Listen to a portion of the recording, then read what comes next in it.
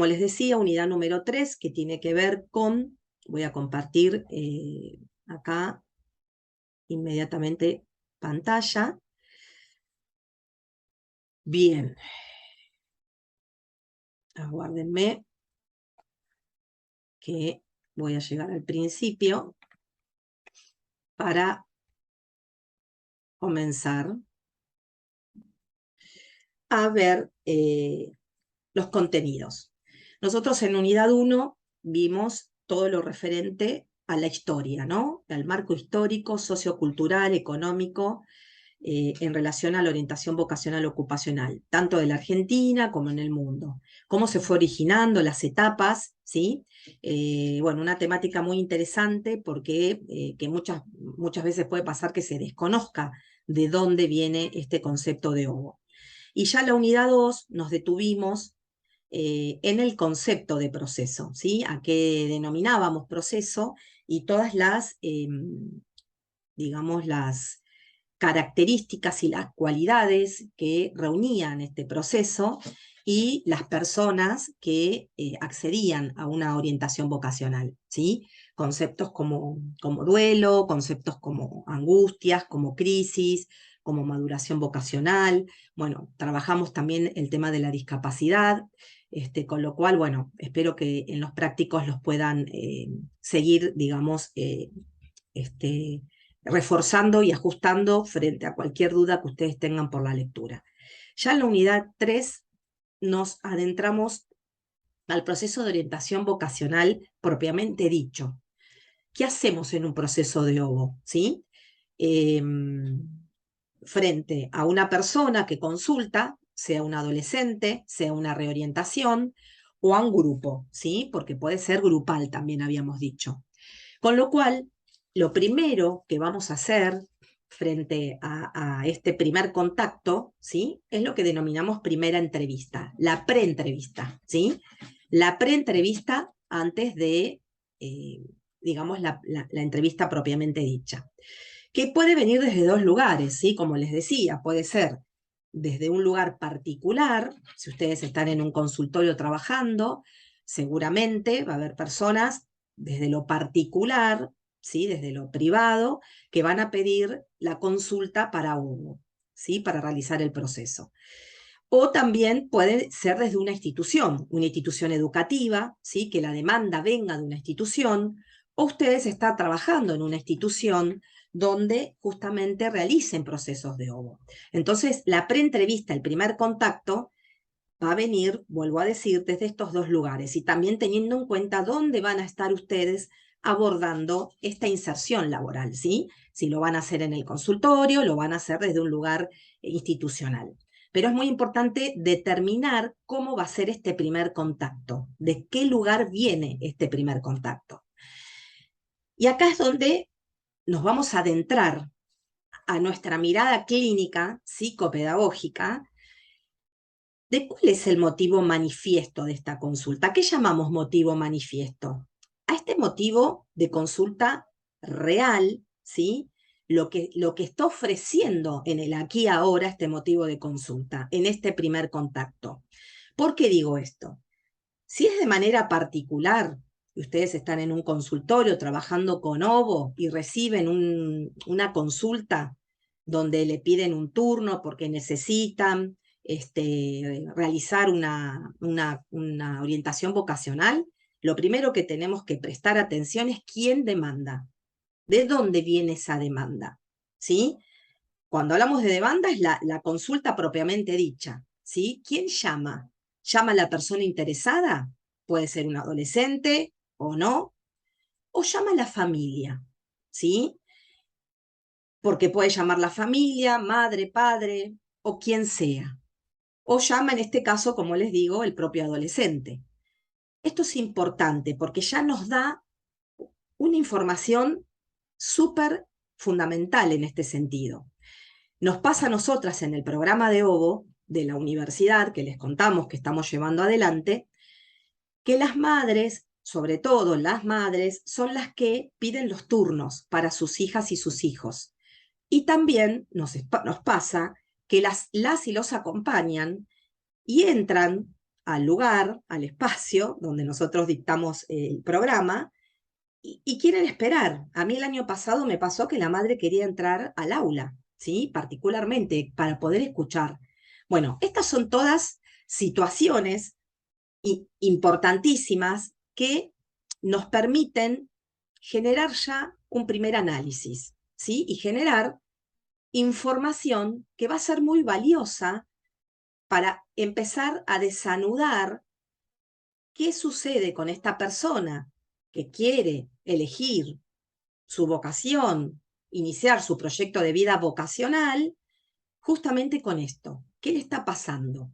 Si la misma persona no puede hacer el llamado, ¿sí? Lo tiene que hacer su familia, su madre.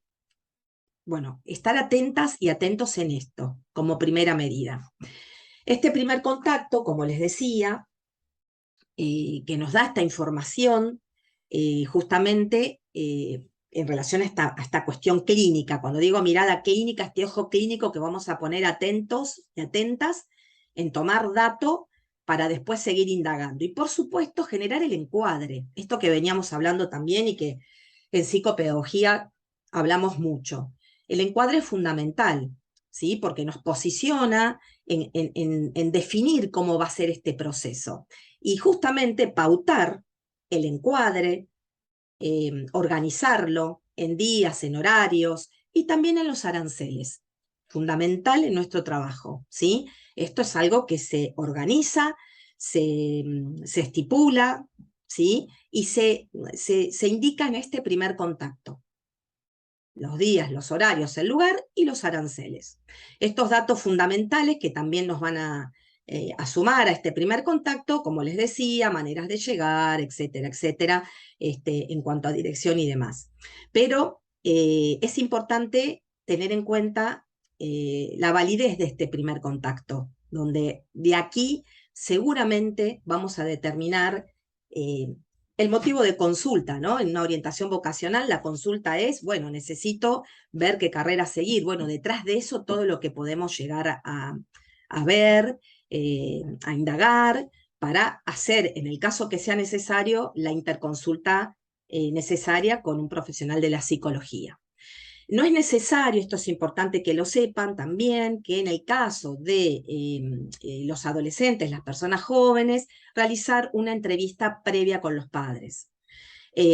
Si, a ver, trabajamos con una escuela y vienen menores de 18 años, chicos y chicas de quinto año, ¿sí? O estamos realizando procesos de OVO dentro de una institución educativa donde los podemos trabajar desde primer año, muchas veces los procesos se trabajan por áreas.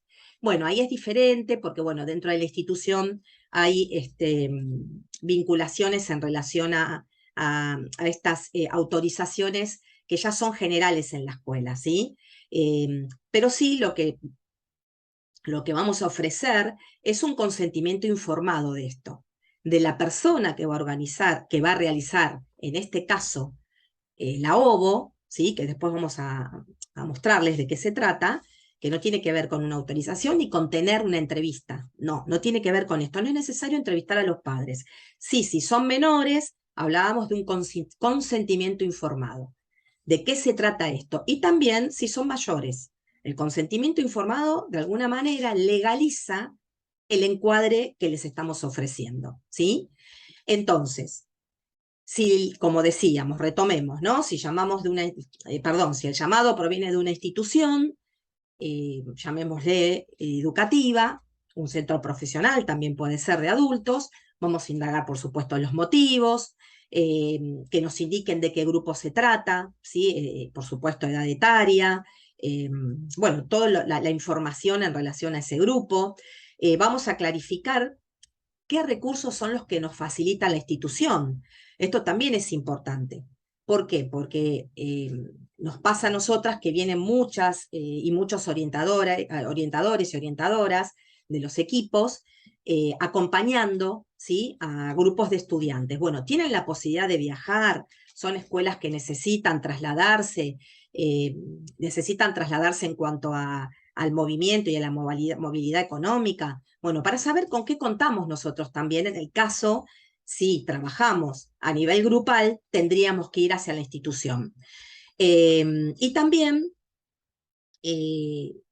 clarificar en este sentido con qué contamos nosotros, ¿sí? Que esto es fundamental, ¿no? En el caso que vayamos a la escuela, como les dije, en donde vamos a estar trabajando la OVO, si es en un aula, en un salón, en un Zoom, en un patio, qué carga horaria tienen, con qué recursos cuentan tecnológicos, esto es fundamental, pero si nosotros somos los que los recibimos, también dentro de esta información, en este primer contacto, es importante armar este encuadre.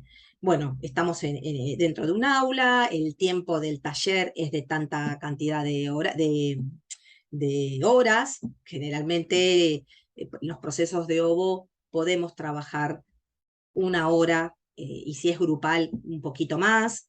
En el consultorio los encuentros son de 50 minutos, ¿sí? Como es en un tratamiento clínico psicopedagógico. A veces, según vuelvo a decir, la institución, esto depende mucho del contexto donde estamos, son encuentros de menor cantidad, y bueno, vamos a ir tratar de organizar y planificar dentro de este encuadre esta primera etapa del proceso, cómo la vamos a ir organizando según la cantidad de minutos y de horas que tengo para trabajar. Por eso es importante esto que dejamos aquí, ¿no? Analizar la planificación de este trabajo, ¿sí? Porque nos va a posibilitar considerar el tiempo que necesitamos y también con qué presupuesto vamos a contar. Eh, con qué vamos a contar en el caso que tengamos que ir y con qué presupuesto nosotros también, qué es lo que tenemos para ofrecerles y darles una mejor respuesta. Bueno, hasta acá dijimos preentrevista, primer contacto, donde determinamos muchísima información. Vamos a hablar del encuadre. Como dijimos, el encuadre nos organiza, ¿sí? Porque nos posiciona ajustándonos frente a la demanda, ¿sí? Con todas estas cuestiones que tienen que ver con la organización. Y este encuadre también puede ser flexible, ¿sí? No es una cosa rígida. ¿Por qué? Puede pasar que alguna vez ustedes suspendan un encuentro o que en el tiempo, como acá pongo tiempo y en espacio, en el tiempo me exceda un poco más de los 50 minutos o de la hora que yo les propuse, ¿sí? O en el espacio, si estoy en una institución trabajando, quizás no estoy en el mismo salón, me tengo que mudar. En este sentido, ¿sí? Esa flexibilidad la vamos a tener que ir manejando. Generalmente las entrevistas, ¿sí? Son en un mismo día, pero muchas veces, y esto es importante, las entrevistas tienen también y requieren de cierta flexibilidad por la duración. Las entrevistas no caducen en una misma sesión, en un mismo encuentro. Generalmente las entrevistas siguen trabajándose a lo largo del proceso. Ustedes van a tener una entrevista organizada, que acá, bueno, hablamos y ya nos adentramos al concepto de entrevista. Generalmente en OVO vamos a trabajar con las entrevistas abiertas. ¿Cuáles son las entrevistas abiertas? Ustedes tienen autores en la unidad 3, bueno, Blecher habla de esto, Pichon Rivière en relación también, Bonelli. ¿Qué son las abiertas? Son las entrevistas donde justamente la persona que consulta va a tener la libertad, digamos, de poder expresarse, ¿sí? Libremente. Seguramente ustedes van a ir sondeando un poco la información con algunos tópicos o ejes, pero la persona es la que tiene que explayarse, ¿sí? E ir contando cuál es su necesidad. Después vamos a tener las semidirigidas y las dirigidas, que acá no las pusimos. ¿Qué diferencias hay entre dirigidas y semidirigidas? Las dirigidas son las que directamente cuestionario armado, que nosotros les vamos a mostrar los modelos, y no salgo de ese cuestionario, perdón, no salgo de ese cuestionario y voy como muy atenta a cada pregunta que me muestra el mismo. La semidirigida tiene un poco de entrevista abierta y un poco de entrevista dirigida. por supuesto hay un cuestionario y un formato, ¿sí? Pero me corro un poco de esas preguntas y ahondo o hago o repregunto otras preguntas que quizás no están en ese mismo cuestionario. Con lo cual, por medio de la entrevista, ¿sí? La recopilación de datos es importante e infinita, porque nos van a dar una información de la historia vital en función de este motivo de consulta, de esta primera preentrevista que hicimos, ¿sí? Nos va a ofrecer y vamos a recopilar información importante. Esto que ponemos en mayúscula, teniendo en cuenta que no es un paciente, ¿sí? ¿Qué quiere decir con esto? Yo me tengo que fijar y estar atenta en este motivo de consulta, teniendo en cuenta estas vicisitudes, estas cuestiones de quién es el que hace la demanda y demás, como hablamos en la filmina anterior, pero no correrme de la cuestión vocacional, que es lo que a mí me lleva en este momento. Yo no voy a estar evaluándolo a la persona como un paciente que viene con un déficit, ¿sí? Que viene con una dificultad. Ojo con esto, ni hablar de hacer psicología, ¿no? De interiorizarme a partir de consejos que yo crea que son valederos para la persona y que no están fundamentados desde ninguna teoría, ¿sí? Porque a veces, por supuesto, nos juegan estas cuestiones transferenciales y contratransferenciales, ¿sí? Cómo me proyecto yo frente a esta persona que me trae toda esta información. Por eso acá vale mucho, vuelvo a repetir una y mil veces en las clases, la formación académica que tengamos, ¿sí? Y con la seriedad que vamos a salir a hacer un proceso de OVO, ¿sí? Por supuesto, en toda entrevista, el vínculo va a generar y se va a posicionar desde un lugar importante, ¿sí? Vamos a calificar el rol de nuestro, definirlo el rol, ¿sí? El rol nuestro de orientadoras, orientadores, y el rol del participante, de la persona que consulta, de orientada y orientado, ¿sí? Y también generando una alianza en este sentido en relación al vínculo que sí o sí vamos a generar, que es muy lindo. Les cuento, días pasados, bueno, un grupo de estudiantes de sexto año de una escuela de Escobar pudieron elegir carreras y pudimos atravesar todo el proceso de OVO y a su vez carreras de la UNSO. Y la verdad el vínculo que generamos fue de mucho afecto, eh, siempre teniendo las distancias que tenemos que tener como profesionales, pero no quiere decir que con ese afecto y con ese cariño y con esa pasión que uno puede trabajar, motiva y transmite justamente a la otra persona, también generar vínculo, ¿sí? Porque bueno, recuerdo había una chica que no se animaba, que estuvo en los encuentros callada y bueno, al final logramos esta alianza y pudimos definir su elección vocacional. Entonces es muy importante esto de la generación del vínculo, ¿sí? En este sentido, aclarando y calificando esto del rol que cada uno va a ocupar. Bien, siempre antes de la administración de las pruebas, que ahora vamos a pasar a esta parte, vamos a observar siempre, ¿sí? En esta entrevista, en esta situación de entrevista, cómo son las actitudes de la persona, cómo es el lenguaje, cómo son los gestos, la gestualidad, estos aspectos manifiestos y concretos hacia nosotros mismos y hacia el motivo de consulta. Hay interés, hay desinterés, hay desatención, hay atención, hay silencios.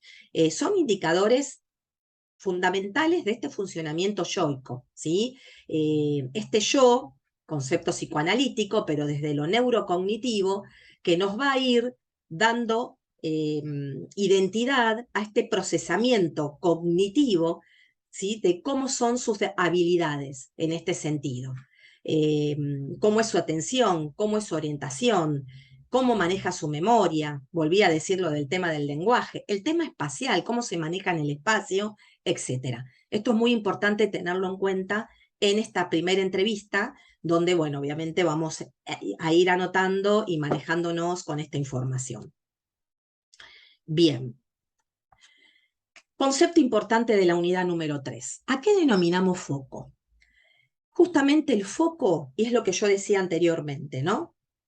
es esto que nos va a permitir centrarnos, ¿sí?, específicamente en el objetivo y en la meta propuesta en un proceso de ovo, ¿sí? ¿Por qué? Porque nos va a permitir, frente a nuestro anhelo, ansiedades muchas veces, ¿sí?, que vamos a manifestar en una situación de entrevista, poder tener este control de indagar situaciones, aspectos, vivencias, ¿sí?, que no tienen nada que ver con el proceso de ovo, que no son pertinentes, que no son adecuadas. El foco es esto, es un concepto que nos permite controlarnos de alguna manera, de no ir más allá, porque a veces, desde nuestra propia subjetividad, ¿sí?, porque somos seres humanos, desde nuestras propias ansiedades o anhelos de querer y pensar que mejoramos la elección de la persona, nos metemos en su vida, en opiniones y en cuestiones que nada tienen que ver con lo que realmente tenemos que trabajar en un proceso de ovo. Por eso, ¿qué es focalizar? Es esto, ¿sí? Centrarnos en el objetivo. ¿Cómo debemos focalizar? Y manejándonos con entrevistas adecuadas, las armamos, nosotros vamos a darles modelos, por supuesto. Aprender a hacer entrevistas también lleva un entrenamiento, tenemos que saber entrevistar, ¿sí? Esto también lo vamos a trabajar, porque justamente sale mucho de nosotros en cuestiones de preguntas que son inadecuadas. ¿En qué hay que focalizar? ¿Sí? En lo que a nosotros nos interesa para poder atravesar, ¿sí?, las trayectorias educativas que esta persona trae, los aprendizajes, cómo maneja su sistema cognitivo a la hora de elegir, a la hora de decidir. Entonces, focalizarnos en esto, ya no irnos por un lado o por el otro dando una opinión que no tenga que ver con el proceso, ¿sí? Ni tampoco dando una opinión o una certeza en relación a cómo él se relaciona con sus padres, cómo son las miradas de los padres. No, nosotros tenemos que focalizar y controlarnos y saber realizar este ejercicio en relación a esta meta y a este objetivo que buscamos. Es importantísimo esto, y bueno, es un concepto que necesitamos que ustedes lo conozcan, no sé si lo conocían, si lo habían escuchado, sobre todo ya las y los psicopedagogos de nivel terciario. Pero bueno, van a encontrar bibliografía para poder ampliar la información y hacer las consultas y las preguntas pertinentes. Ahora sí, salimos de la entrevista, que por supuesto nos va a llevar a muchos cuestionamientos. Son muy claros y claras los autores que nosotros les ofrecemos, ver lo que es una entrevista abierta, semidirigida, cómo la podemos armar, recopilar datos evolutivos de la persona. Bueno, la podemos dividir en una o dos encuentros, o bueno, muchas veces se vuelve a retomar la entrevista alrededor de los 4 o 5 encuentros o 6, los que se propongan. Bueno, la importancia, sí, porque es el primer dispositivo clínico en este sentido, en esta mirada, digo, de información que voy a tener en el proceso de ovo, ¿sí? La entrevista propiamente dicha. Para luego pasar a esta información, el ARGEVOC, este dispositivo, el árbol genealógico vocacional, que justamente nos va a permitir mapear, ¿sí?, la aproximación desde el gráfico, ¿no? Desde el gráfico, porque, bueno, para los que no conocen, en el práctico lo van a ver, es un gráfico donde nos definen una aproximación justamente a cómo está constituida esta familia, ¿sí?, en relación a los vínculos y a la realidad vocacional y educacional, ¿sí? Esto es muy importante. Acá, este árbol, por eso es un árbol genealógico desde el lado vocacional.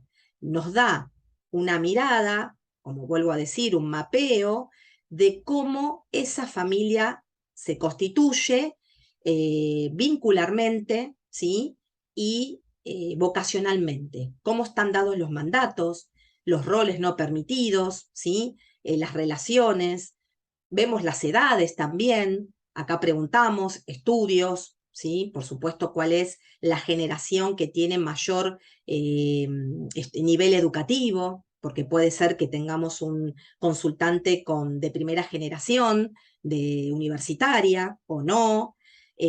Por eso el Argeboc, después de hacer esta interesante entrevista, que seguramente van a poder hacer, es lo que inmediatamente organizamos, ¿sí? Y organizamos con el paciente. Perdón, ahí me cometí un fallido yo. Organizamos con el consultante. Ojo con esto. Bueno, puede pasar, ¿sí? Somos humanos. Pero bueno, ¿por qué digo el paciente? Porque nosotros también trabajamos en clínica psicopedagógica con el árbol genealógico, pero no con el vocacional. Vino bien el fallido, para hacer la diferencia. Ustedes en la clínica psicopedagógica van a trabajar con el árbol genealógico porque van a querer ver un montón de otras cuestiones, pero lo vocacional propiamente dicho se trabaja con los consultantes de OVO, ¿sí?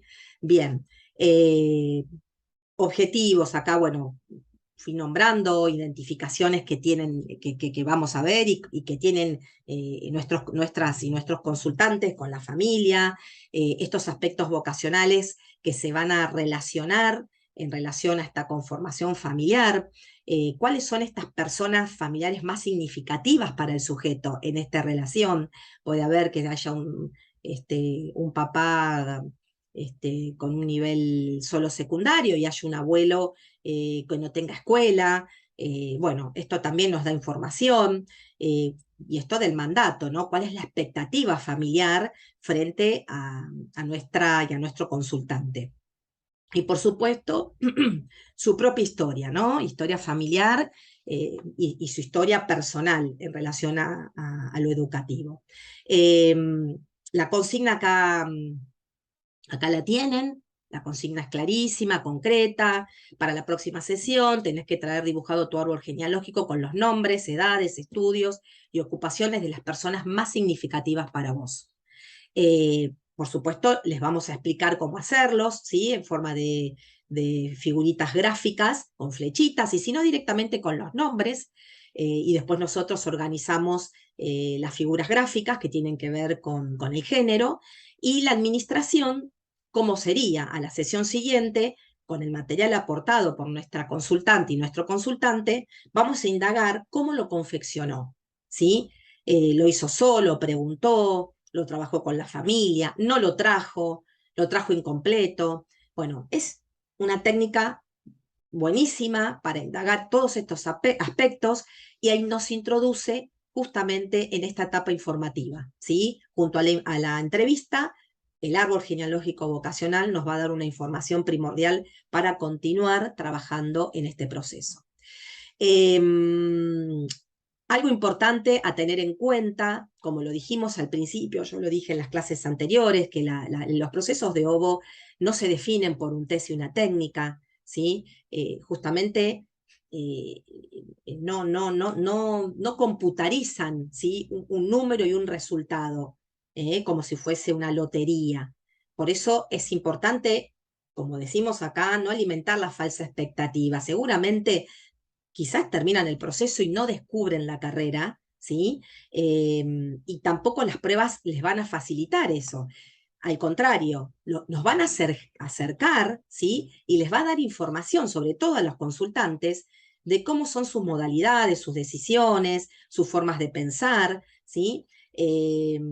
Y acá es muy importante el diálogo que se va a ofrecer, esto que hablábamos, recuerdan, del vínculo, ¿sí? De la alianza, clarificando el rol. Bueno, acá hay una interrelación eh, muy puntual entre la persona orientada y el orientador, ¿sí? Donde vamos a ir trabajando en conjunto cómo vamos aplicando estas técnicas que sí las vamos a necesitar, pero que no nos vamos a posicionar en ese número o en esa cuestión cuantitativa, ¿sí? Vamos a hacer un trabajo muy exploratorio para poder ofrecerles la mejor información posible frente a ellos mismos.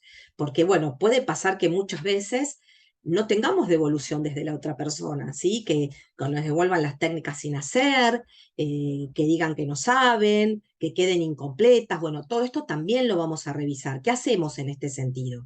Bueno, trataremos de ver desde nuestra mirada psicopedagógica si hay una dificultad cognitiva de conocimiento, si hay una interrupción o hay una anomalía en esta cuestión de comprensión y demás, para poder abordarlo y acompañarlo, siempre desde nuestra mirada psicopedagógica. Pero si ya hay una cuestión de valor más desde lo conductual, desde lo emocional, bueno, obviamente frente a una imposibilidad de decidir, donde se hace muy fuerte y muy tenaz, vamos a derivar. Le vamos a ofrecer que realice terapia psicológica para poder resolver estas cuestiones y que seguramente vamos a poder continuar realizando este proceso de OVO. O lo puede hacer en paralelo, ¿sí? Siempre hacer terapia es sano y es muy recomendable. Bien, comenzamos con nuestras pruebas. Las técnicas proyectivas, seguramente ya han conocido el nombre. Proyectivas vienen justamente del concepto que tiene que ver con proyectar hacia afuera. Estas pruebas pueden ser gráficas o pueden ser verbales, ¿sí? Y siempre nos van a ofrecer aspectos que no son manifiestos, que no los voy a ver, son latentes. ¿Qué quiere decir latentes? Van a estar dentro de ese gráfico, o como recién yo dije lo del acto fallido cuando dije paciente. ¿Por qué? Porque en mi latencia, en mi inconsciente, me quedé fija en mis pacientes del consultorio. Bueno, esto puede pasar. Son confusiones en este sentido. La mía, bueno, enseguida la pude desanudar, pero en una prueba proyectiva ustedes van a poder ver indicadores, ¿sí? Recurrentes. Esto también es importante, que recurren en estos gráficos en relación a la forma de ser de esta persona que consulta, en relación a la personalidad, ¿sí? La estructura de la personalidad se puede reflejar, se refleja en estos gráficos, en estas técnicas proyectivas. ¿Cómo es su autoconcepto? ¿Cómo se autopercibe? ¿Sí? ¿Qué mecanismos defensivos va a utilizar? ¿Qué tipo de trazo? Si quiere dibujar, hay personas que entregan las hojas en blanco, hay personas que borran mucho. ¿Cómo se vincula? ¿Cómo es su modalidad de vinculación? ¿Sí? Lo vamos a poder graficar, por ejemplo, si tomamos una de las técnicas proyectivas más conocidas, y bueno, nosotros le vamos a dar una fichita con el nombre de todas las que existen, que es pareja educativa, ¿sí? Pareja educativa, la consigna es dibujar una persona que aprende y una persona que enseña, nada más que eso. Alguien que aprende y alguien que enseña. Bueno, acá yo tengo que observar justamente estos aspectos latentes, estos indicadores que va a ofrecer esta persona en este gráfico en relación a la concepción de enseñanza y la concepción de aprendizaje. ¿Y cuál es el vínculo entre estas dos personas, entre este enseñante y este aprendiente? Y nos da mucha información, ¿sí? Después, bueno, obviamente el test de las dos personas, yo lo dije dentro de un ámbito educativo, bueno, el DFH, que tiene que ver con figura humana, con el árbol y con la casa, es una técnica antigua, antiquísima, conocida, donde nos da también el descubrimiento de muchos aspectos yoicos y aspectos defensivos y latentes de este consultante.